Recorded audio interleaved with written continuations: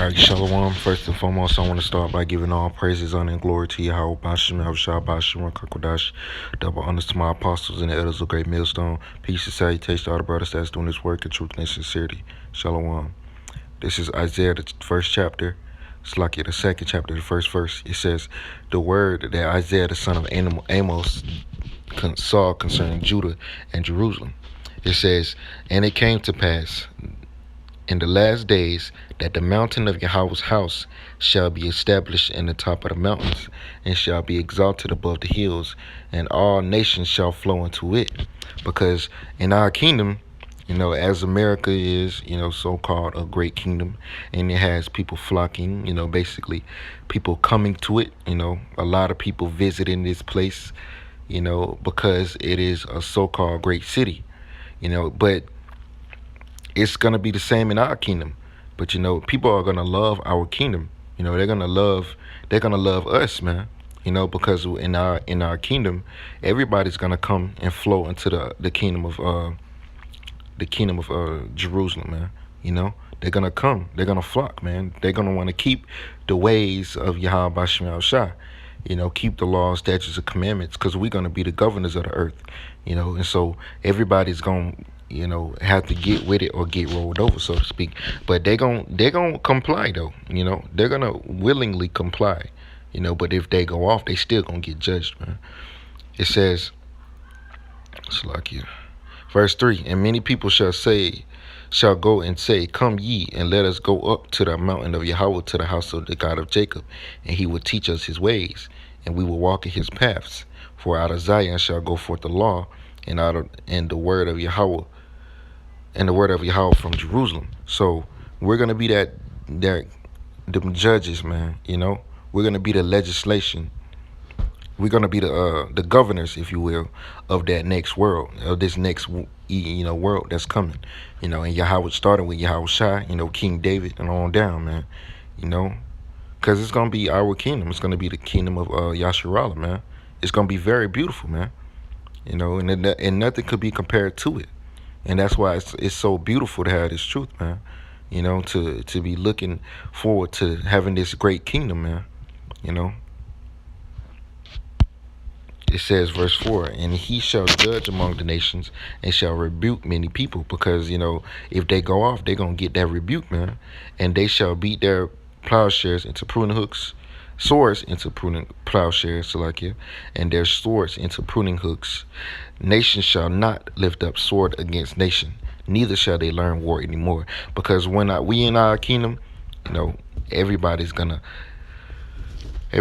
gonna be in the state of mourning and not giving a shit about each other like it is now, because people they don't care about each other. It's gonna be love flourishing in the earth, man. Love is gonna flourish in the earth, and it's not gonna be any war. It's not gonna be any wars at all. But you obviously, if you go off, you're gonna get rebuked and judged, man. But because one thing about Esau, he profits, he makes money off his wars, like World War I, World War II. He makes money off wars, man. He's a warmonger. He's a warlord. That's what he is. If it's peace talks, Esau ain't making no money.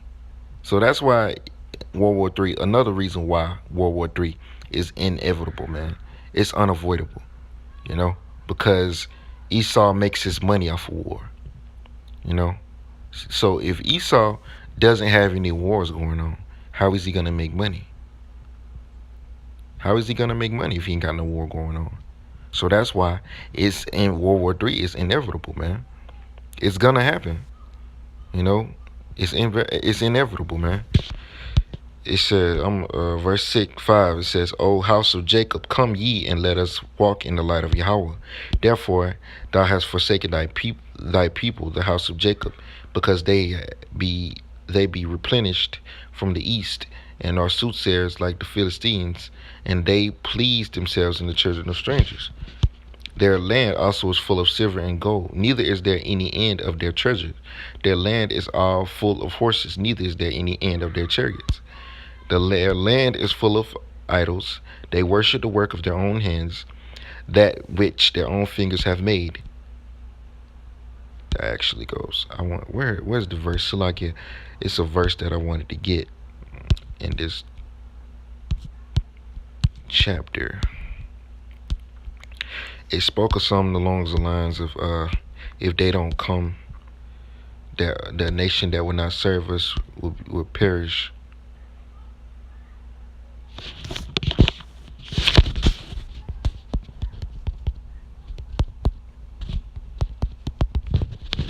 Because if you don't come serve the nation of Israel, you're gonna perish. Isaiah 60:12, for the nation and kingdom that will not serve thee shall perish, yea, those nations shall be utterly wasted.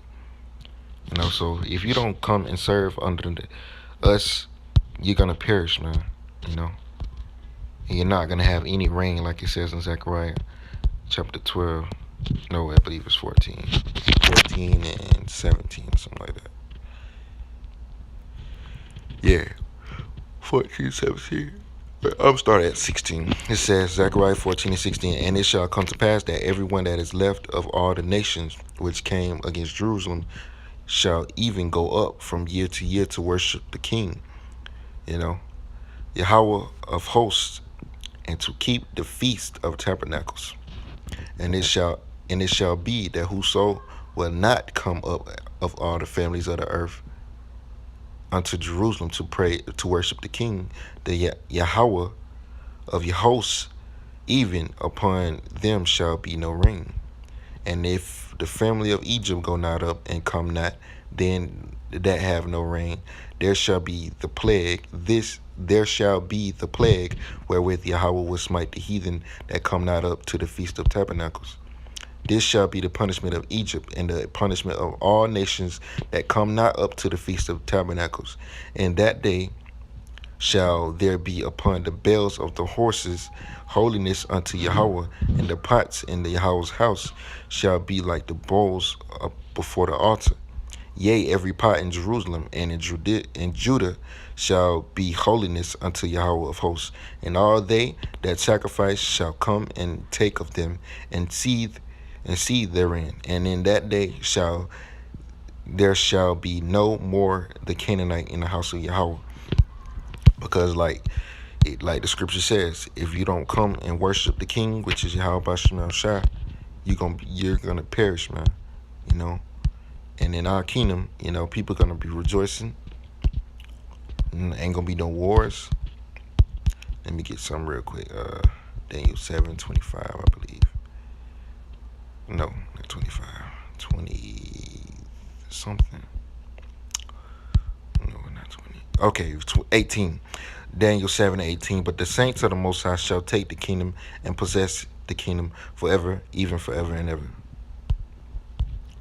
So the saints is talking about the nation of Israel.